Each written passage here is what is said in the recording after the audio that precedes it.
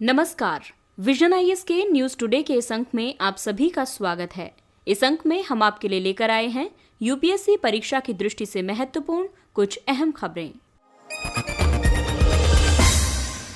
आइए इस अंक में सबसे पहले बात करते हैं G20 शिखर सम्मेलन की। भारत ने 15वें G20 शिखर सम्मेलन में भाग लिया। सऊदी अरब की अध्यक्षता में आयोजित इस शिखर सम्मेलन का मुख्य विषय था सभी को 21वीं सदी के अवसर प्रदान करना, यानी realising opportunities for 21st century for all. इस सम्मेलन में मुख्य रूप से कोविड-19 महामारी से निपटने पर अधिक ध्यान केंद्रित किया गया था। आपको बता दें कि भारत वर्ष 2023 में यानी स्वतंत्रता की 75वीं वर्षगांठ पर G20 शिखर सम्मेलन की मेजबानी करेगा। G20 शिखर सम्मेलन में भारत ने कई महत्वपूर्ण पक्षों पर बल दिया, जैसे कोरोना के बाद एक नए वैश्विक सूचकांक के निर्माण की आवश्यकता का आह्वान किया गया, जिसमें 4 प्रमुख तत्व शामिल होंगे, जैसे प्रतिभाओं के विशाल समुच्चय का निर्माण, समाज के प्रत्येक वर्ग की तकनीक तक पहुंच, पारदर्शी शासन व्यवस्था और पृथ्वी के संरक्षण का भाव। कोविड-19 के बाद रिकवरी में तेजी लाने के लिए, बेहतर वैश्विक अभिशासन सुनिश्चित करने के लिए बहुपक्षीय संगठनों में सुधार के महत्व को दोहराया गया। सम्मेलन में ये भी सुझाव दिया गया है कि कोविड-19 के विरुद्ध G20 की कार्रवाई केवल आर्थिक पुनर्प्राप्ति, रोजगार और व्यापार तक ही सीमित नहीं होनी चाहिए, बल्कि पृथ्वी के संरक्षण पर भी आधारित होनी चाहिए। समग्र एवं स्वस्थ जीवन शैली के लिए संसाधनों के सतत उपयोग पर बल दिया गया, जिसका प्रति व्यक्ति कार्बन फुटप्रिंट द्वारा मापन किया जा सकता है। कोविड के दौरान ये भी देखा गया कि कहीं से भी कार्य विश्व के व्यवहार में आ गया है। इसलिए भारत द्वारा ये परामर्श दिया गया कि G20 देशों को एक वर्चुअल सचिवालय का गठन करना चाहिए, जिसमें दस्तावेजों का संग्रहण किया जा सके। आइए अब बात करते हैं परमानेंट कोर्ट ऑफ आर्बिट्रेशन की। तीसरा स्थायी माध्यस्थम न्यायालय परमानेंट कोर्ट ऑफ आर्बिट्रेशन यानी PCA भारत सम्मेलन नई दिल्ली में आयोजित हुआ। इस तीसरे PCA इंडिया सम्मेलन में भारत ने रेखांकित किया कि अंतर्राष्ट्रीय कानून का पालन भारत की कूटनीति के केंद्र में है। इसके अलावा भारत अंतर्राष्ट्रीय विवादों को हल करने के लिए PCA और इसके अधिदेश का समर्थन करता है। आइए अब PCA के संबंध में संक्षेप में जानते हैं। PCA की स्थापना वर्ष 1899 में प्रथम हेग शांति सम्मेलन के दौरान अंतर्राष्ट्रीय विवादों के शांतिपूर्ण समाधान के लिए अभिसमय द्वारा की गई थी। ये माध्यस्थम और अन्य शांतिपूर्ण साधनों के माध्यम से अंतर्राष्ट्रीय विवादों के समाधान के लिए एक मंच प्रदान करने वाला प्रथम स्थायी अंतर सरकारी संगठन है। PCA राष्ट्र की संस्थाओं, अंतर्राष्ट्रीय संगठनों और निजी पक्षकारों के विभिन्न संयोजनों को शामिल करते हुए अंतर्राष्ट्रीय माध्यस्थतम में प्रशासनिक सहायता प्रदान करता है। इसके साथ ही PCA का निर्णय संबंधित पक्षों के लिए अंतिम और बाध्यकारी होता है। भारत वर्ष 1950 में इसका सदस्य बना था। वर्ष 1998 में भारत और परमानेंट कोर्ट ऑफ आर्बिट्रेशन द्वारा एक मेजबान देश समझौते यानी होस्ट कंट्री एग्रीमेंट पर हस्ताक्षर किए गए, जिसके तहत परमानेंट कोर्ट ऑफ आर्बिट्रेशन प्रशासित कार्रवाइयां भारत में संचालित की जाती हैं। भारत अपनी नई द्वितीय निवेश संधि यानी BIT बायलैटरल इन्वेस्टमेंट ट्रीटी के अंतर्गत माध्यस्थतम के लिए संधि के ही अधीन नियुक्ति प्राधिकारी के रूप में PCA का महासचिव है। भारत ने सिंधु जल संधि के तहत पाकिस्तान के साथ किशनगंगा माध्यस्थतम, बांग्लादेश के साथ समुद्री सीमा परिवहन, इतालवी नौसैनिक विवाद आदि जैसे कुछ विवादों को PCA के माध्यम से हल करने का प्रयास किया है। अगली खबर जैव आतंकवाद से संबंधित है। संसदीय समिति द्वारा जैव आतंकवाद रोधी कानूनों के निर्माण पर बल दिया गया है। स्वास्थ्य पर संसदीय स्थायी समिति की एक रिपोर्ट ने जैव आतंकवाद को इंगित करने वाली किसी भी गतिविधि से वैश्विक समुदाय को बचाने के लिए जैव सुरक्षा की आवश्यकता को रेखांकित किया है। समिति द्वारा दिए गए विभिन्न सुझावों में जैव हथियारों के प्रयोग से उत्पन्न सार्वजनिक स्वास्थ्य आपात स्थितियों के प्रबंधन के लिए रोग निगरानी व्यवस्था, प्रशिक्षण और क्षमता निर्माण को सुदृढ़ करना तथा अनुसंधान आदि को मजबूत करना शामिल है। एक जैविक हमला या जैव आतंकवाद विषाणुओं, जीवाणुओं, अन्य रोगाणुओं का एक वृहद पैमाने पर किसी प्रयोजन के तहत निर्मोचन है जो लोगों, पशुधन या फसलों को रुग्ण या नष्ट कर सकता है। एक जैविक हमला या जैव आतंकवाद विषाणुओं, जीवाणुओं या अन्य रोगाणुओं का एक वृहद पैमाने पर किसी प्रयोजन के तहत निर्मोचन है जो लोगों या पशुधन को रोगी बना सकता है और फसलों को नष्ट कर सकता है। उच्च जनसंख्या घनत्व, अपर्याप्त चिकित्सा सुविधाएं, उपोष्णकटिबंधीय जलवायु परिस्थितियां, निम्न स्तरीय स्वच्छता और अपर्याप्त स्वास्थ्य सुविधाएं भारत को ऐसे हमलों के लिए अति संवेदनशील बनाती हैं। आइए अब जानते हैं जैव आतंकवाद के विरुद्ध अंतर्राष्ट्रीय स्तर पर क्या ढांचा है। अंतर्राष्ट्रीय स्वास्थ्य विनियम 2005 जैविक, रासायनिक या रेडियो परमाणु स्रोत सहित सार्वजनिक स्वास्थ्य आपत्ति स्थिति उत्पन्न करने वाले रोग के अंतर्राष्ट्रीय प्रसार के प्रति एक सार्वजनिक स्वास्थ्य प्रतिक्रिया प्रदान करते हैं। इसके अलावा जैविक और विषाक्त हथियार संधि भी है जो जैविक और विषाक्त हथियारों के विकास, उत्पादन और संग्रहण को प्रतिबंधित करने और उनके विनाश के लिए प्रावधान करती है। भारत BTWC यानी biological and toxic weapons convention का हस्ताक्षरकर्ता देश है। इसके साथ ही पर्यावरण संशोधन अभिसमय 1976 और रासायनिक हथियार सम्मेलन 1993 भी जैव आतंकवाद के विरुद्ध प्रावधान करता है। अगली खबर प्रसंस्करण उद्योग से संबंधित है। कई राज्यों में 320 करोड़ रुपए से अधिक लागत की 28 खाद्य प्रसंस्करण परियोजनाओं को स्वीकृति प्रदान की गई है।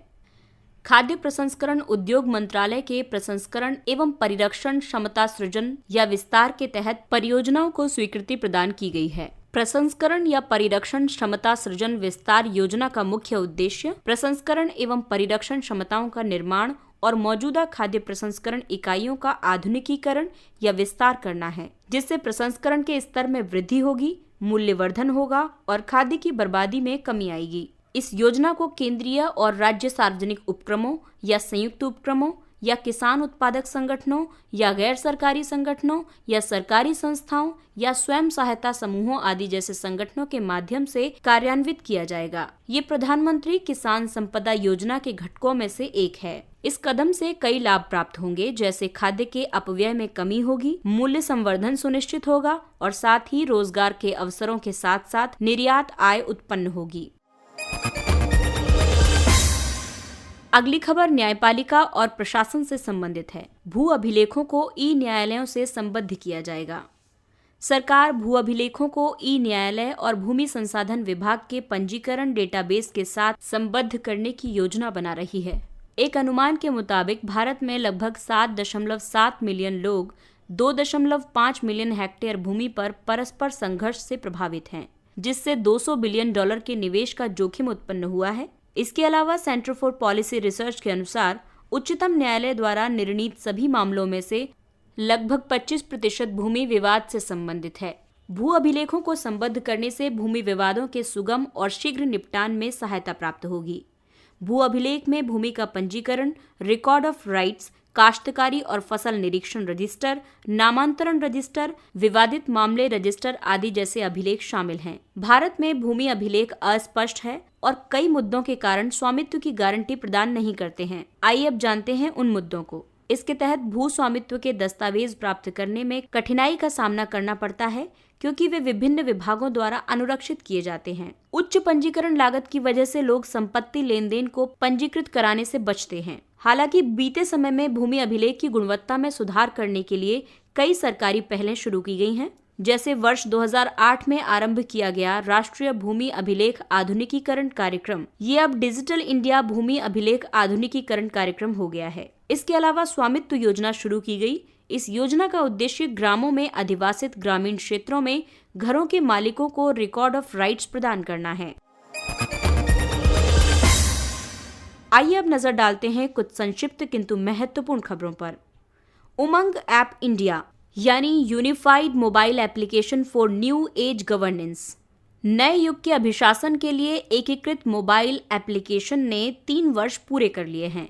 इसे भारत में मोबाइल गवर्नेंस के प्रचालन के लिए इलेक्ट्रॉनिकी और सूचना प्रौद्योगिकी मंत्रालय और नेशनल ई गवर्नेंस डिवीजन द्वारा विकसित किया गया है। ये सभी भारतीय नागरिकों को अखिल भारतीय ई गवर्नेंस सेवाओं तक पहुंच प्रदान करने के लिए एक मंच प्रदान करता है। इन ई गवर्नेंस सेवाओं में केंद्र से लेकर स्थानीय सरकारी निकायों और अन्य नागरिक केंद्रित सेवाएं शामिल हैं। ये विभिन्न सरकारी सेवाओं जैसे स्वास्थ्य देखभाल, वित्त, शिक्षा, आवास, ऊर्जा, कृषि, परिवहन से लेकर उपयोगिता और रोजगार एवं कौशल तक सुगम पहुंच प्रदान करता है। वस्तु और सेवा कर पंजीकरण को बायोमेट्रिक्स से जोड़ा जा सकता है। जीएसटी परिषद की विधि समिति ने फर्जी इनवॉइस जारी करने वालों के विरुद्ध कठोर कार्रवाई करने के लिए पंजीकरण प्रक्रिया को सख्त करने की अनुशंसा की है। वार्षिक रूप से 18 से 19 लाख नए जीएसटी पंजीकरण होते हैं, लेकिन वर्ष के अंत में उनमें से केवल 30% ही शेष रहते हैं। लगभग 13 से 14 लाख जीएसटी पंजीकृत संस्थाओं का कोई अस्तित्व दिखाई नहीं देता है, यानी वे फर्जी होते हैं।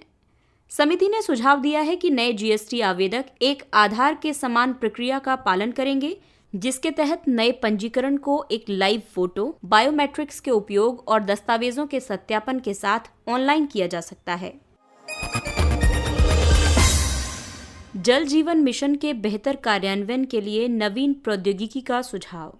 जल शक्ति मंत्रालय ने राज्यों या संघ शासित प्रदेशों को जमीनी स्तर के समाधान प्रदान करने के लिए पेयजल और स्वच्छता में 5 नवोन्मेषी तकनीकों की अनुशंसा की है।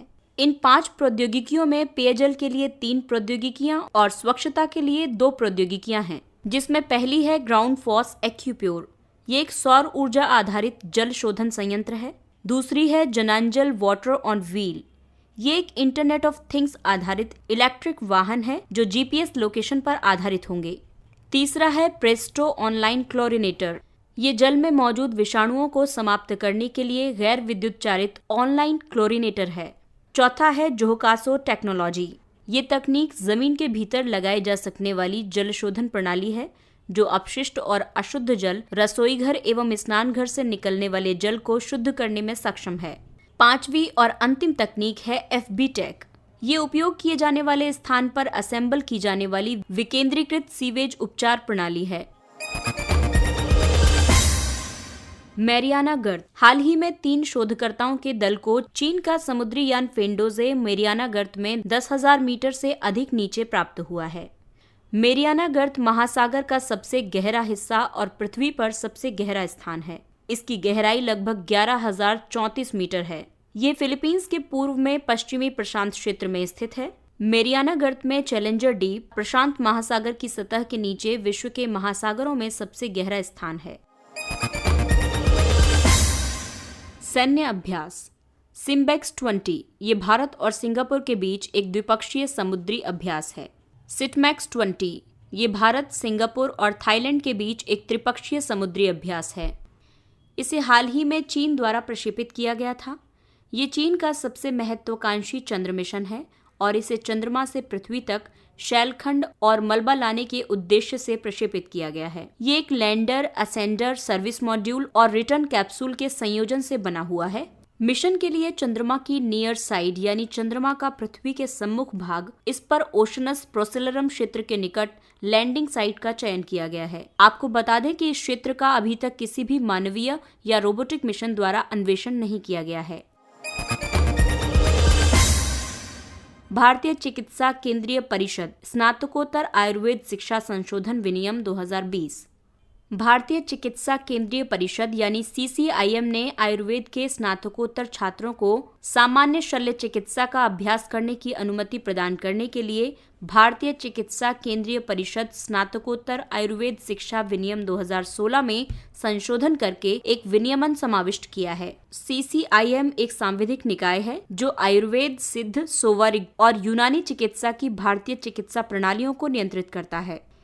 इससे पहले इंडियन मेडिकल एसोसिएशन ने आयुष की पारंपरिक प्रणालियों को एलोपैथिक चिकित्सा और उपचार की पेशकश करने की अनुमति देने के केंद्र सरकार के कदम का विरोध किया था। कालाजार या विसेरल लिशमनियासिस ये एक उष्णकटिबंधीय रोग है जिसमें अनियमित बुखार, वजन कम होना, एनीमिया और प्लीहा तथा यकृत की सूजन शामिल है। ये एक प्रोटोजोआ लिशमेनिया परजीवी की वजह से होता है और संक्रमित मादा सैंडफ्लाइज के काटने से मनुष्यों में प्रसारित होता है। WHO के अनुसार विश्व स्तर पर वार्षिक रूप से लगभग 7 से 10 लाख नए मामले सामने आते हैं। कुल वैश्विक मामलों के लगभग 2/3 मामले भारत में प्रकट होते हैं और ये बिहार, झारखंड, उत्तर प्रदेश और पश्चिम बंगाल के लिए स्थानिक है। WHO द्वारा वर्ष 2020 तक दक्षिण पूर्व एशिया क्षेत्र से सार्वजनिक स्वास्थ्य समस्या के रूप में कालाजार को उन्मूलित करने के लिए एक पहल आरंभ की गई थी। अब इसकी सीमा को वर्ष 2023 तक बढ़ा दिया गया है। इसके साथ ही ये अंक समाप्त होता है। अगले अंक में फिर मुलाकात होगी कुछ अन्य महत्वपूर्ण खबरों के साथ। तब तक के लिए नमस्कार।